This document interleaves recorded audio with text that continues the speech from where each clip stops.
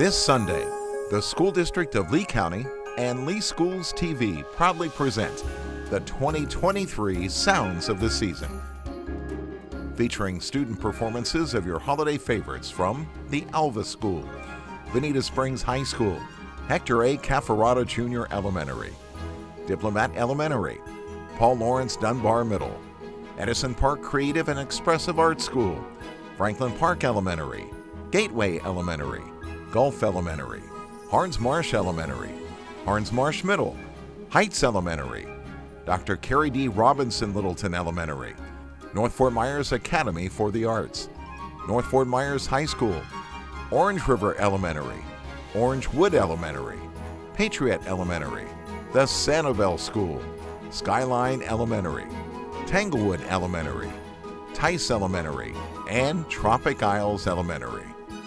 Sounds of the Season premieres this Sunday at 5 p.m. on the School District of Lee County YouTube channel, Facebook page, and Comcast Channel 99.